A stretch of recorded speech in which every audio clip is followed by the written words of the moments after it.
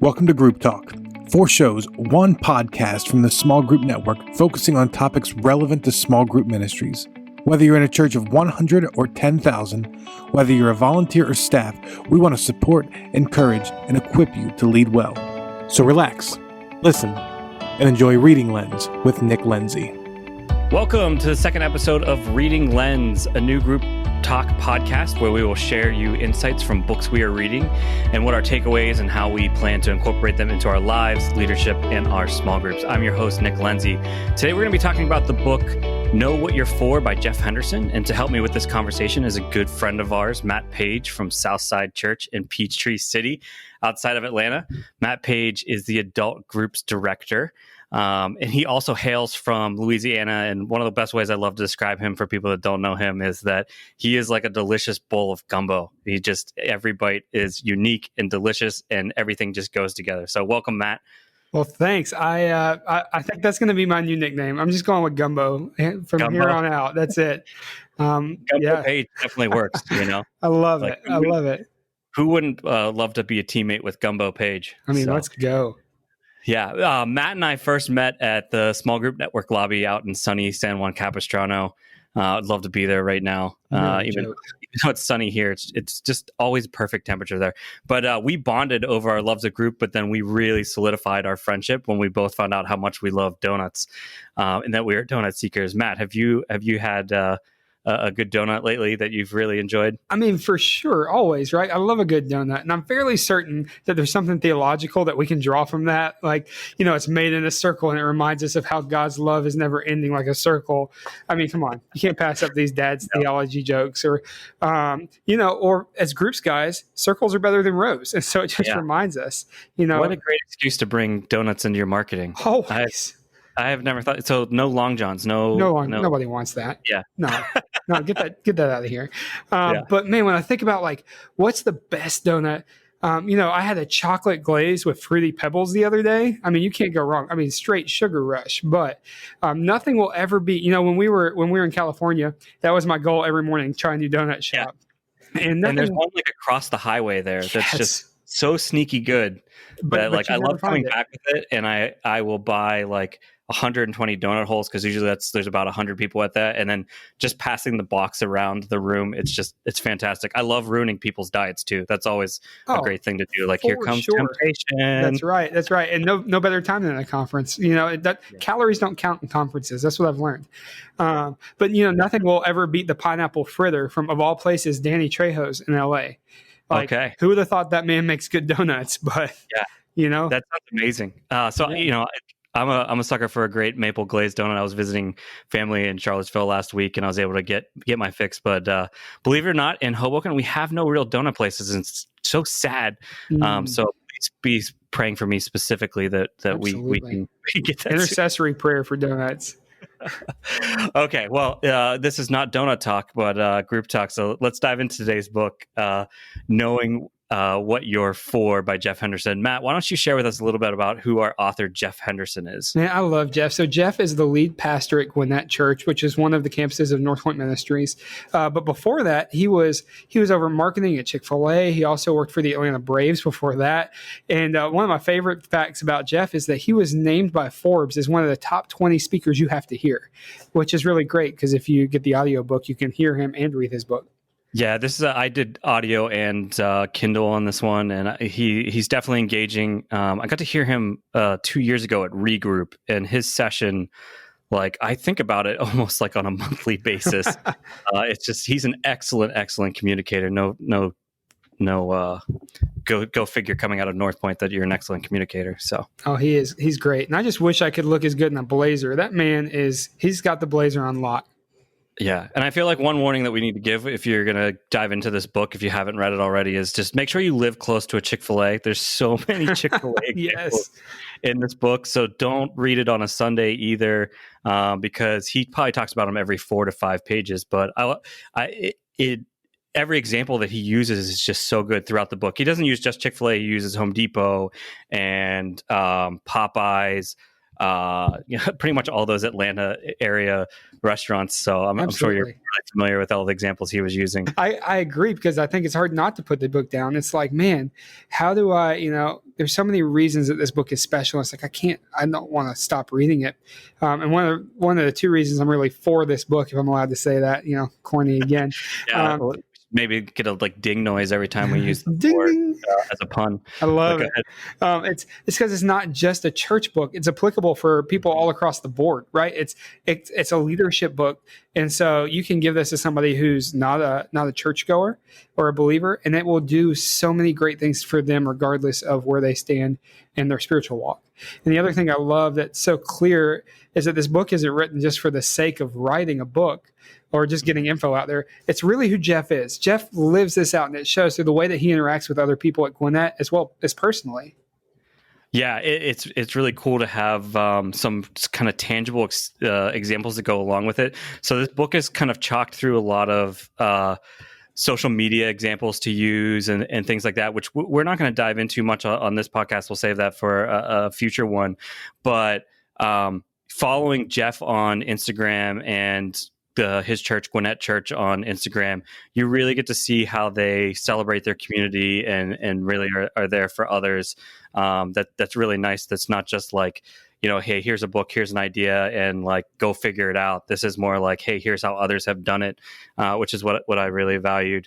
And then just to what he's trying to communicate here is that, the tension that he's building is that, we live in this hypercritical, cynical world, one that, is often known for what we're against, but he's trying to create corporations and businesses and churches that are more known for what they're for as opposed to what they're against. And this book, ends up having a hierarchy inside of it that there's really 4 fours.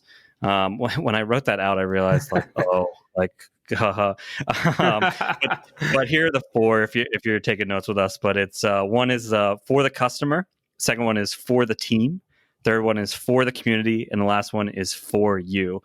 I think, Matt, one thing that would be really helpful to our listeners is if, we help translate these 4 into how they apply to us inside of groups. Obviously, this book is talking, I actually think he takes more of a business. He's talking more to businesses than he is churches. And personally, I kind of appreciate that, because I think our businesses fail to realize how they can learn from the church. I don't think anyone knows community better than churches. Realize we're the community guys inside of that. So obviously we would expect to say that, but I think that they do have a lot to learn from us. So I appreciated that he kind of led with that first. But I think one thing that I had that was challenging with this book is that I wanted to run down the hall as well and give it to all of the other teams inside of my. I'm praying that I can get my staff to get on board with reading this as well. But it's kind of like when you hear a good sermon and you're like, oh man, my wife needs to hear this. Oh, that's a dangerous game. Never goes well. Never goes well. So okay, so let's try to translate this. So Matt, who do you see as the customer when it comes to groups? Yeah, so when you look at customer, that's going to be, I think, primarily the group member, right? But I think, and we'll talk about this more, I'm sure. I think that we could split the load with group leader as well, because your leaders aren't going to leave for long if you don't treat them well. Matt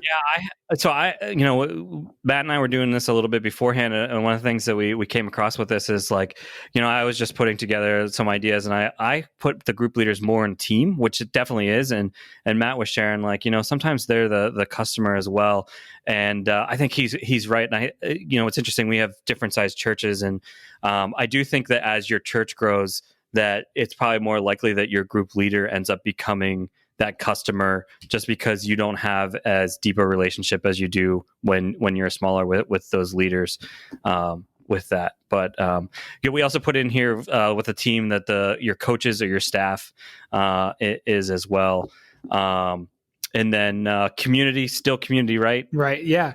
I think it's pretty. That one's self-laid out, right? But I do think it's important with that one that community is outside of the church. Mm-hmm. So what's interesting is when you think of groups, at least at Hoboken Grace where I'm at, the people that I'm looking to get into our groups isn't outside the church. It's those in the congregation. I'm trying to move from congregation into community. So I do think it's important that like when we talk about community here, we're talking about it at large with that. So that was one of those tensions of like, there's maybe some gray there as well. Yeah, absolutely. As to that. And the last one is you. Pretty obvious. But I love that was an element. No, yeah, sorry. Us as individuals, it's just important that I kind of didn't, we'll get to it a little bit. I didn't expect that to be a part of this book when we read it. But right. But anyways, so let's go back to customers. So we're going to, throughout this podcast, we're going to go to those 4 areas. And so let's start with for the customer. Matt, thinking of our attendee group members as customers, is this helpful or hurtful for you?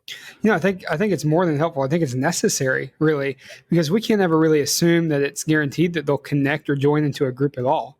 And much like any of the other products that they come into contact with, they're going to have preconceived notions. So we have to show them why we're different. And that's why we can't just provide a service, but we've got to show them that we're for them. Just kind of like what the whole premise of the book is. And, the reality for me as I think about this is that I'm going to work so much harder if I'm pushing to have raving fans as opposed to just isolating myself to just creating great systems that move people through a process better. Yeah, that is such a great way to put that. Like the motivation of raving fans, because like, so I don't know what it's like for you, but I've had times in the past where it's like, hey, we expect you to have X number of groups, right? Right. And then that drives you. And then you start like, there's times where like, because you're just trying to get to, 50 or 100 or whatever your number is of groups you're trying to get to, people can sometimes then turn into a commodity. And I think that's the same trap that like Jeff's trying to help these businesses avoid, of like, hey, you need to think of these as like, be their fans, be for them. And it's going to change your attitude to how it is. I love, there's so much of this book too that's like, stop taking the short-term approach of like, I just got to get the sale, right? And go to the long-term. What do we want for them in the long-term? Because if we can establish that relationship, then they're going to be with us for the long-term. And I think that same loyalty can be seen inside of our groups. The way that Jeff explains it that makes it helpful for me too is because he's so passionate about being for the customer. And you can't be someone without serving them. So I love how he encourages us to become fans instead of, fans of us again.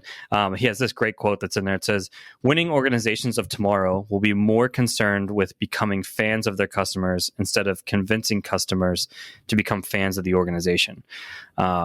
So Matt, what are some ways that you've considered becoming fans of your group members?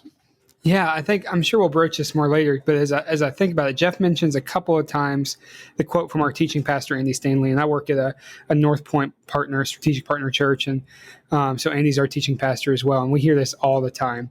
But he says this, and it's so good. He says, "Do for one what you wish you could do for all." Mm-hmm. And I mean that gets hammered into your head. Yeah, so important. Key. Do for one what you wish you could do for all, and we've tried a few things, but I think the most successful thing that I've been able to do is by keeping up with this and with what's going on in my leaders' lives through constant communication, right? So whether it be through a scheduled one-on-one or through their social media accounts, that's being followers of theirs or, friends on Facebook, it allows me to check in and see, man, how are your kids doing? How are they handling the new grade they're in or the driving lessons? Or, I saw, hey, they just celebrated their retirement party. So I can send something where that might not have come up in normal conversation. And I'm not going to be able to hit everybody's kid coming into the next grade or everybody's retirement party because I might not even know.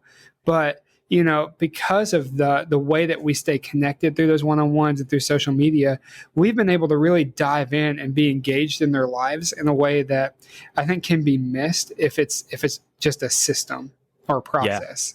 Yeah, I think an easy way to kind of boil down what you said too, that's super helpful in leading and loving your leaders and group members well is love the things they love, right? It's funny how that has made me a fan of way too many sports teams and some terrible ones at that. I'm just going to throw that out there. But it's funny how I'll find myself watching a Georgia Bulldogs game They're and terrible. being like, you're right. I may not be rooting for the Bulldogs, but I'm rooting for my friend Rob, who's Yep. like a good dude. And it's just like, I know if the Bulldogs win, that Rob wins, right? Oh, he'll be and pumped. and being able to be a part of him that kind of way. Or, you know, one of the things people love is their family, right? So when you're able to celebrate their kids' birthdays and things like that, you know, one of the great friend of the network, Eddie Mosley, he was telling us once about a time where he was on a cruise with his kids, and it happened to be one of their birthdays, the days that they were on the cruise, and the cruise like came to their door the morning of, brought balloons and celebrated them, gave them a sticker, like all this stuff, and made him feel good. And like, you don't think that that's going to make Eddie like completely loyal to this cruise liner. I remember Eddie was using the story just to teach us as like, my church doesn't even like recognize my kid's birthday, and I'm going to make sure that never happens again. And so like, wonderful Eddie Mosley, shout out. Probably have one every podcast, but this has been your Eddie minute. That's awesome. Cool. Yeah. You know, and one of the other things that, great quotes from this section too, that he spends a lot of time with as well, is that, engagement is the new customer service, and engagement is being proactive. I love that. Like, that is the new kind of definition. So, you know, with customer service, usually they're just waiting for things to come. It's interesting. My wife has been on the phone the past 2 days with customer service for something she's dealing with. And it's one of the ones that doesn't do the like, hey, well, let's just call you back. Oh, gosh. Like, you listen to like, that terrible trying to think about, like, that's like the complete opposite of proactive. It's just like, hey, can you just sit there and wait for us to get to you? Like, kind of thing. But when brands engage in meaningful, authentic, and personal ways, customers respond. So one last thing I'd love to hit on that I really enjoyed for the customer section was his chapter called "Small is New Big." I mean, being small groups guys, who doesn't get jazzed by that, right? But I think that what really stuck out to me was the warning he gave us on how growth can really disconnect us. So let me read you this quote. It says, one day you have a few customers, then you'll have a few hundred. Those personal touches that made such a big difference in the early days become few and far between. How can you possibly keep up? At some point, most businesses, leaders give into the reality of growing big. Before you know it, personal touches are replaced with efficiency. We scale the business by putting distance between human beings, and the heart of organization is replaced with a machine. Since we can't provide encouraging personal touches for everyone, we stop providing encouraging personal touches for anyone. Is that any wonder why so many large organizations drift off? I know, you know, what's this quote just really like brought things home for me, because, you know, I started attending our church when we were 20 people, and I served on our staff as a volunteer before. I started serving on staff as a volunteer when we more than doubled to 50, right? From 20 to 50. Awesome. And I can relate to this because I remember several years later, just, you know, you start reflecting on how easy it was to know everyone, right? And I'm personally really good with names, and it wasn't only till like a little bit ago that, you know, I used to know too who was in what group and all that stuff. Just a weird strength that I have of like not just knowing the names, but then knowing like you're in Sarah's group, you're in Todd's group, you're in going through that Rolodex. Yeah. But I've had to find new ways to make sure that we're not replacing, you know, those personal touches with efficiencies. Have you also experienced that? Oh, absolutely. You know, Nick, this is one of the things I'm most passionate about, because I think one of the most important jobs that we have is to be the pastor of our people and be the pastor of the people in groups. And it's important to have great systems. Absolutely. Like, I'll never knock that. You know, let's work smarter, not harder. However, in a church that gets our size, we won't have the chance to really develop relationships with the lead pastor or the teaching pastor. I mean, Andy Stanley's never going to know my name, right? And the reality is that like our lead pastor might not know a lot of the people in our congregation, but often the groups guys, we're the pastors that they connect with the most. And if we're really connecting with people, then we're going to be the first one that knows when there's been a death or a wedding or a care need pops up within the group. And you know, I've seen this play out even more so, I think, in the COVID time. But over the last few months, the last couple of months or less, really, I've had the opportunity to do FaceTime hospital visits because they don't let anybody in, right? So I'm FaceTiming people in the hospital. It's impressive. Oh, it was something. I thought I could talk my way in. I'll be real honest, but they stood strong. We had a couple funerals that I had the opportunity to do. I did a wedding, and these opportunities all have come out because I've connected with these people and because I've strived to help them find the best group fit for them, as well as connect them with people that I know along the way, so that they can feel more of a sense of belonging and family within a group. When you go to a church that's so large, you want to feel like people will know you and you're not a number, or you're not just the guy in the back row. And I think for us in ministry, vocational ministry especially, we can get so caught up in the meetings and the processes that we miss the people that we're designing all this for. Mm-hmm. It's kind of like the old saying that you can miss the trees for the forest, right? If we keep the main thing, and we do for one, like we were talking about earlier, I think we can create some raving fans, but we have to be really intentional to do for one. Yeah. I think what's important to remember here, I mean, what we just said just sounds like, man, that's a lot of work on us to be able to pull that off. And like, there's a little bit of like anti-system a bit, but I would just more say like the system that you don't want is it for it to be 100% you. Like give other, like the goal needs to be that 100% of the people are cared for, I think, and that if that's realistic, that was a whole nother debate. Right. Find people that you can kind of, if you don't have it already, like building a staff that goes with it. Well, yeah. Go ahead. Yeah, no, I just a thought with that. I think as you look at this, as you want to enable your small group leaders to be the point people that really communicate that back to you, but also, you have a team. Everybody has a team, whether it's a team of volunteers or whether it's a team of paid staff. But everybody has different gifts and talents and skills. So leverage that. I know I'm not going to be the best systems guy out there, but my counterpart, JW, that dude is a genius. So I know that he's going to kill it when it comes to that. And so, man, let's leverage each other's strengths. And then we can truly, we can do together what we could never do individually. Matt, we would make a good team. I'm from those who've listened to multiple podcasts with me, I am super structured kind of guy. But my weakness is that care side, but I realized like, hey, we're in the people business. So like I remember listening to Perry Noble podcast way back in the day.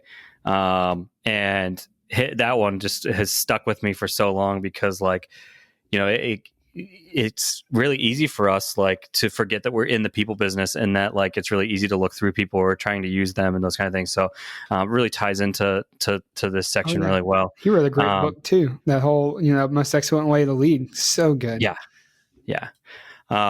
Cool. So hey, we could probably do a whole podcast on justice for the customer section. There's a lot in there about social media that we aren't even going to get to. That's extremely valuable. So true. And if you have any influence with your church in that area, like seriously, pick up this book. Like there's some really, really great stuff there. Okay, so this next section for the team, as we said earlier, for small groups, this would be our team, our leaders, our coaches, our staffs. Side note, it's never too early to get a staff. I mean, we just kind of talked about that a little bit. So, I volunteered in my role for 3 years before I was paid. And I guarantee you there are people in your community who are passionate about getting people into community. Pour into them, give them opportunities to contribute and learn. It's weird. Like I kind of unlearned this and had to relearn it. There's something weird about like, once I started getting paid for this role, it was like, oh, you're getting paid to do it. Like no one else can do it. And that's just like a bad approach. Like teach other people how to do your role, give them that opportunity. This is really powerful for them. But Matt, what does it mean to be for the team? Wow. No, not just a wide question there, huh? So Jeff actually lists 5 things. I'm just going to mention 2, and I'm sure we'll circle back to the rest. But there are 2 that really make me feel like, man, I'm on it and I'm developing a team that really knows I'm for them. One of the first ones that it feels a little bit like a gimme, right, is believe abundantly, and the other is appreciate consistently. And I've been on teams that are motivated by prove you can or prove me wrong, and they're terrible. Like it was awful. I hated that. That's probably why I didn't continue in sports any further than I did. And Jeff talks about that. But You know, when I've worked for and with people who have relentless trust and belief in me, man, I'm here to tell you, I will overperform every time. And to that effect, that may start the fire in me, but what really fans that flame is consistent appreciation. And Jeff gives this example of handwritten cards, and he's right on the money. I keep those. I value them deeply. I love words of affirmation. Like, that's huge for me. So I've actually got some of those notes in my truck. I've got some in my Bible. I've got some in my desk. They fire me up. And here's the funny thing. Jeff doesn't just talk about it. He does it. I still have one from when he and I worked an event together about a year ago. And he took time right after that event to handwrite me a card. If I ever wrote you a card, brother, you wouldn't have a clue what I wrote in there.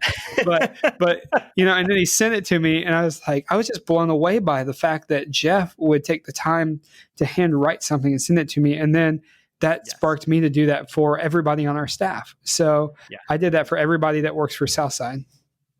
Yeah, it's so Matt and I are both in North Point partnership with my church is a part of that network as well, and so we have a mutual friend who really supports us, and her name's Tracy. Tracy sends me like a quarterly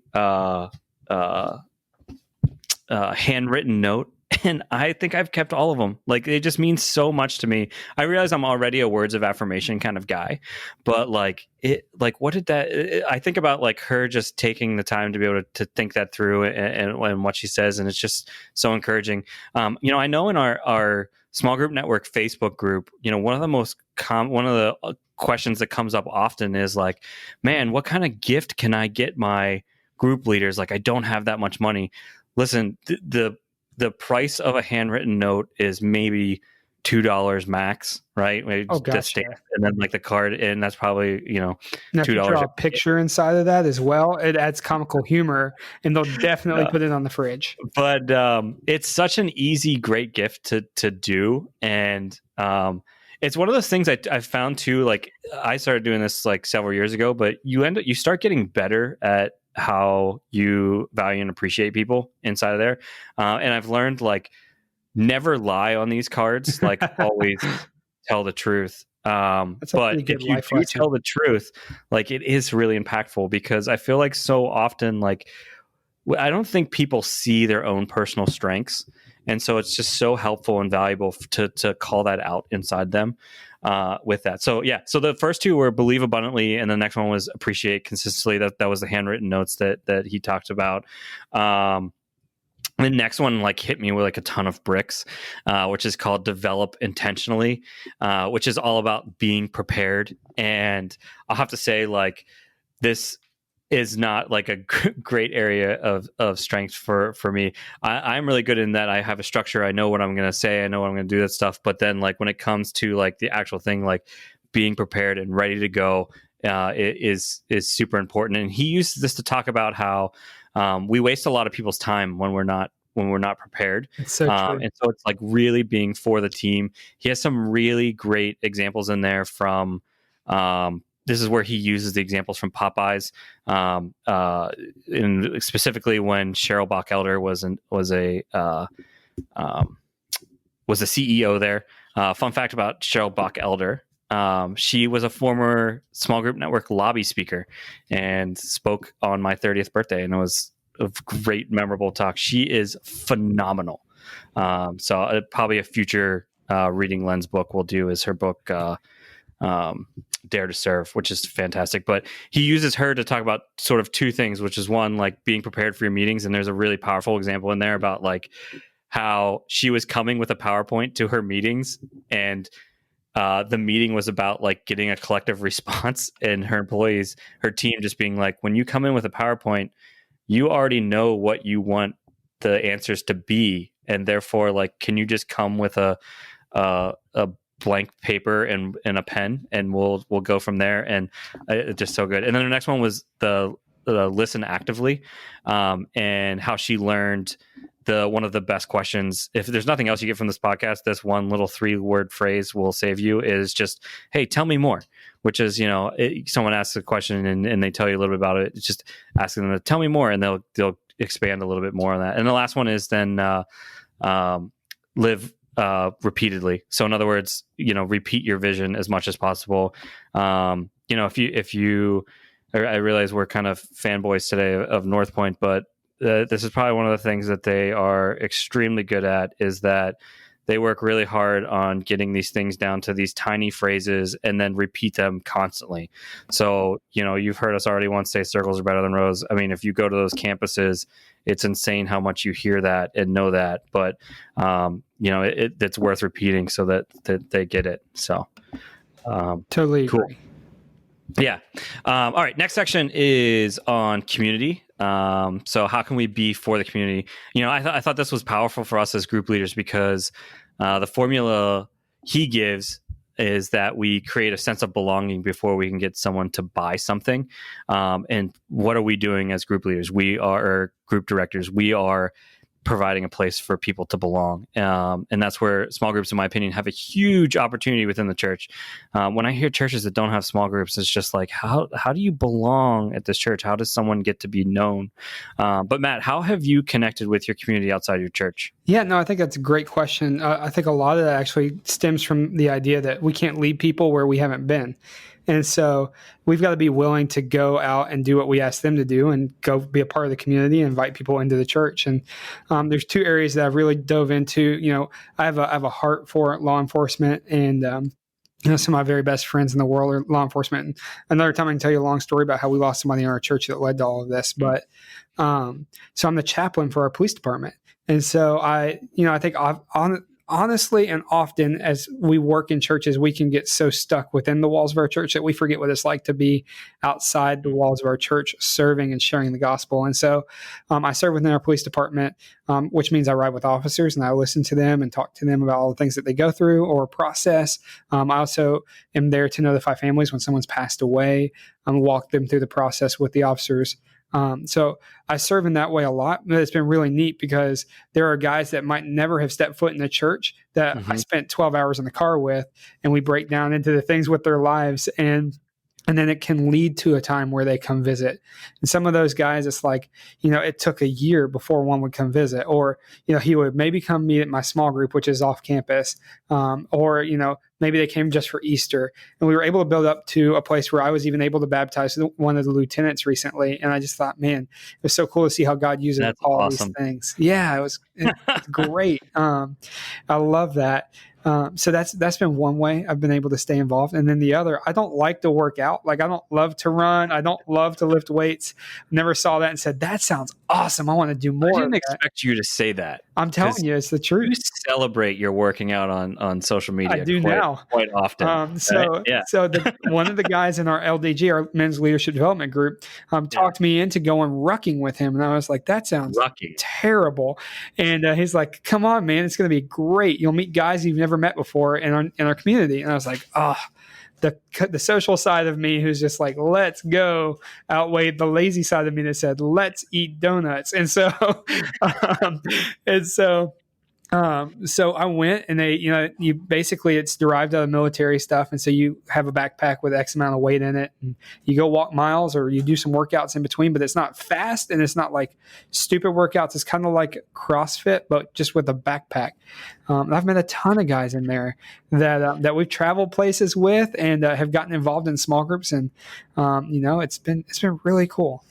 That's awesome. Yeah, you talking through that and the ways that you just described that stuff. We have a motto here at Hoboken Grace where I lead that we don't just live here, we love here.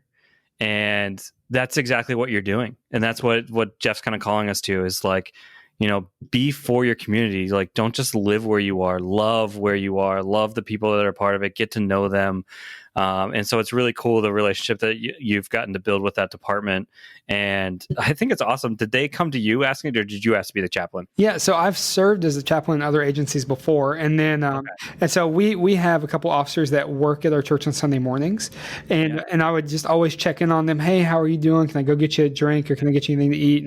And finally, one of the lieutenants said, hey, would you be interested in this? Unfortunately, we have a lot of chaplains that are just not able to relate to our officers, or are very close to the heels of retirement from, doing anything. And they just said, man, we don't connect well. And we would love a younger guy that could connect and take that for whatever you want to take it for. But the average age of our police officers is in their late 20s. And so I was able to really ride with them and sit with them. And it's just been, it's a really cool process. I think that's a really cool opportunity that I think is potentially like overlooked. Is because like if you ask me like what are chaplains, I'd be like, oh, they're in the Army, they're in the military, and then they're on sports teams, right? And only think of it that way. But and maybe that's just because I'm from like the Northeast, where like we really try to keep religion away from everything. And but like, you know, is it possible in your area? Like, does your local school need a chaplain? So that like, you know, when trauma happens at your school, you're someone there that's able to kind of step in and say, hey, how can I help? Or you know, maybe it's the local hospital or other different places, but like everywhere needs a chaplain. And so like looking for those kind of opportunities to love your community well. And it's got to be what you're passionate about, right? Like, I mean, I would just echo that it's got to be something you're super passionate about, because you're going to be moving out of an overflow of your heart, because you're already working a ton of hours or you're doing other things. You have to balance family and work and then this. So whatever it is, it has to be something that you absolutely love. Yeah. And I love, he has this quote here that really kind of like drives it home, but it just says, the better you know your community, the better you know the community surrounding your business, church, whatever it may be, the better your business church can serve the community, the surrounding community. So Jeff, sorry, I just really messed up your words there. But, you know, I love his heart and focus on serving others that just continues to come through this book. All right. So this last section is on For You. And I'll be honest, like I shared earlier, this one threw me for a loop because the rest of the book is focused so much on other people. I didn't expect it to end with us. But Matt, what does it mean to be for you? Man, again, you keep giving me these wide questions. I love it. I love it. Well, the section talks about how we focus and develop toward our own potential. You know, because often we look for success, but it's not about just success for the sake of success, but it's our own potential, and how we move closer to that. So if we lose sight of our own development, it reminds me of the same thing that we often talk about when we think about spiritually pouring into other people. And I alluded to it a minute ago. We can't pour into other people if we have an empty cup. And we're given 7 practical ways to help you give the best you to the people around you. That's a lot of use. But that's the reality, right? So Jeff gives us 7 ways. And I wanted to be able to just highlight one and be like, this is it. This is the most influential thing in my life. But that was really hard. So let's recap all 7 real fast. And then I'll recap. I'll come back to it. Cool. I'll walk us through the 7. So 7 ways to improve you. So number 1 is move at a sustainable pace. So, you know, building in rest into your time and making sure that you're not always go, but really doing that. Second one is this concept of think 30. I'm going to skip over that. I'll come back to and explain that. That one really kind of stood out. That makes me nervous. It sounds like Whole 30. I'm not trying to live. Oh, that is kind of scary, right? No, sir.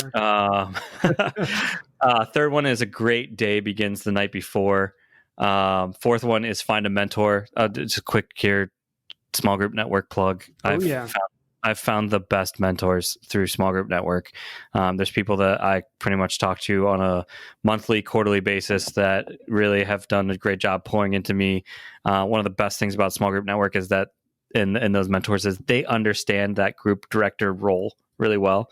And they do a good job at letting me know when I need to push forward or when something isn't normal, which is fantastic. But you need a mentor. Fifth one is ask big. Sixth one is find your voice. And the 7th one is be humble or be humbled. So which stood out to you? And then I'll go after that. All right, Nick. So here's the deal. If you're going to force me into a corner, here's what I think I'd choose, because it's hard. It's so good. But I think for me, it's move at a sustainable pace, right? So having spent a long time in this season of full-time ministry, I've seen a lot of my friends and my mentors either quickly or eventually burn out. And the stats that come with, burnout ministry, washout rates are just astounding. I mean, it's painful. It's heartbreaking. But it reminds me of such an important quote. And again, I'm going to quote our teaching pastor, Andy Stanley. Don't sacrifice your family on the altar of the church.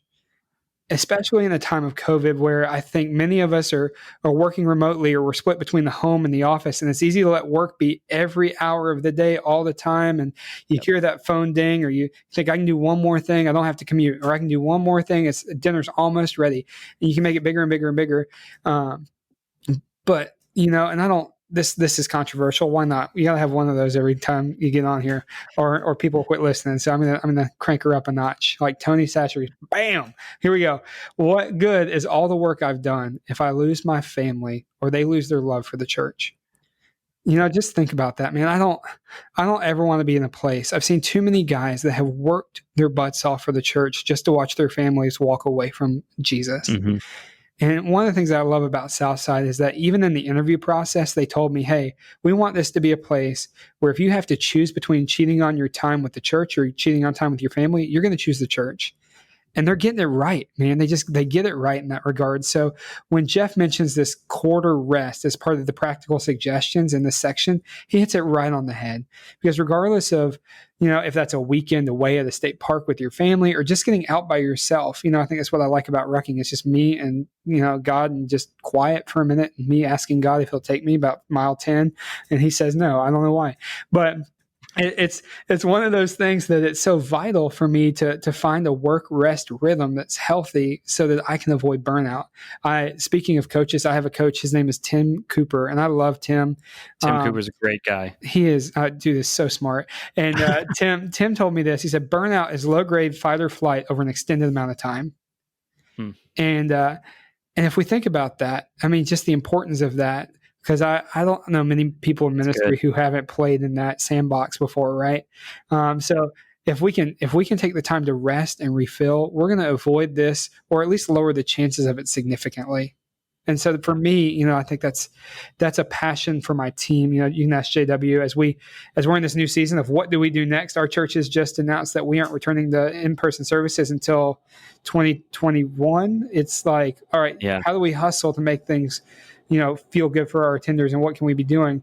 But as we weigh these things, we want to make sure that we're not killing our team in the process. So how do we rest and work and have a great rhythm? And I think Jeff just nails it when he talks about this.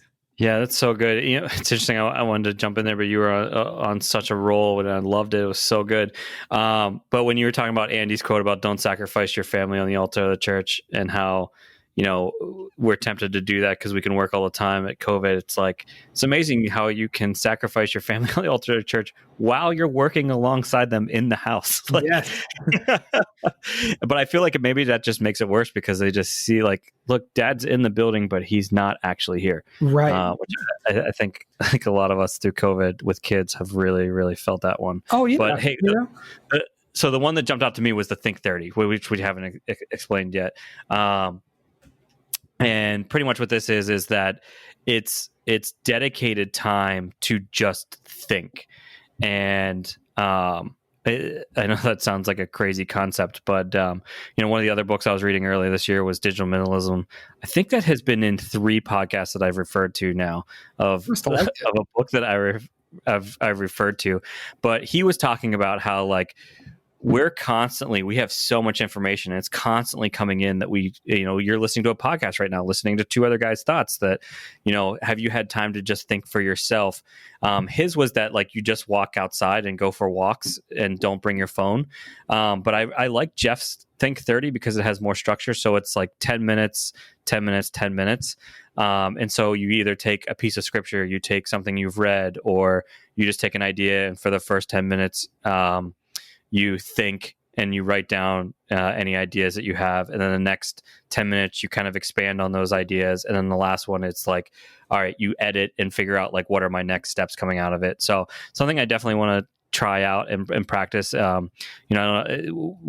sometimes I do this. I don't know if you ever heard of Lectio Divina, where you really chew on one verse for a good amount of time, but it's kind of similar concept to that. But yeah, really great book. Matt, any final thoughts before we close? Yeah, I think I just encourage people, read this book if you haven't, or, if you're an Audible fan, listen in, because Jeff actually had some bonus stuff throughout the book. Shout out to JW and his Audible addiction. You know, I give him a grief all the time because I'm like, did you listen to it or did you read it? He devours books. It's amazing. But in all sincerity, I truly believe that this book can help a lot of leaders. You know, so much so that I've given a few copies away with notes like Jeff has talked about, letting people know how much I'm for them. And I challenge you to do the same. It can open some really cool doors. And I love that. I think it'd be really fun. Cool. Matt, where can they find you? Well, I'm not as bold as Jeff. So like if you do read the book, at the very end of the book, he puts his cell phone number in the book, Bob Goff style. And I think I saw that. He might actually have your number because of you working with him. So I'll have to text him and let him know. I thought when I saw that, I was like, I should text him that we're doing this podcast. Heck yeah. That's a bold move, Cotton, but I'm not that bold. So you're welcome to shoot me a text or follow me on Instagram at the Matt Page like in the book. Don't add that I in there. Or mpage@southside.org. And here's the fun part. Let's sweeten the pot a little bit. I'm not going to be giving my phone number around because that's just crazy talk. But the first person who's not on leadership at SGN, y'all don't count. Get out of here with that mess. The first one that messages me, whether it be Instagram or my email, saying that you heard this here on the podcast, I'll send you a Chick-fil-A gift card because Atlanta and a copy of Jeff's book. Man, see what I mean about this guy just being generous and a delicious bowl of gumbo? Like, this is going to linger for the rest of the day, and you're just going to love and just wish that you had another bowl of Matt. So, awesome. Matt, thank you so much for being here. Again, I'm Nick Lindsay. I just want to thank you for listening with us. Thanks, Matt, for sharing your experiences and thoughts. We hope that you've enjoyed today's podcast.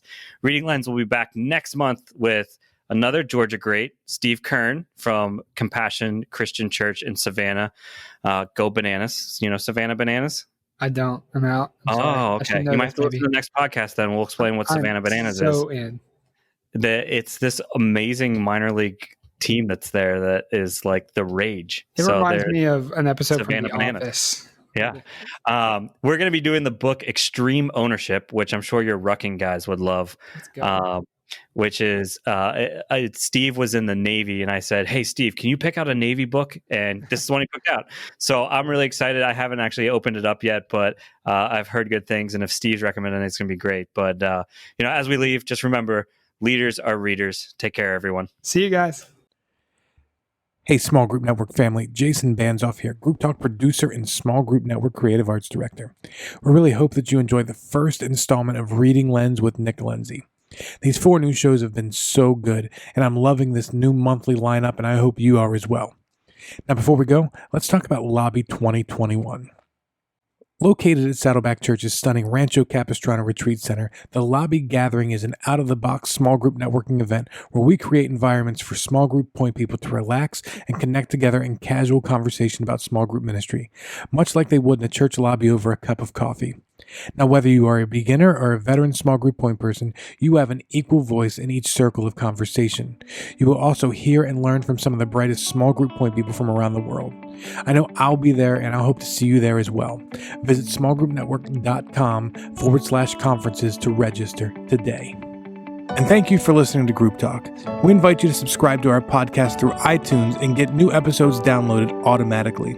Also, if you enjoy this program, please take a few minutes to give us a positive rating on iTunes so that other small group point people can find us more easily. We encourage you to visit our website at smallgroupnetwork.com to access our library of free resources, connect to a huddle with other small group ministry leaders in your area, read our blog articles, or join us on our Facebook group. Don't forget to use the hashtag SGNet when engaging with your social media channels.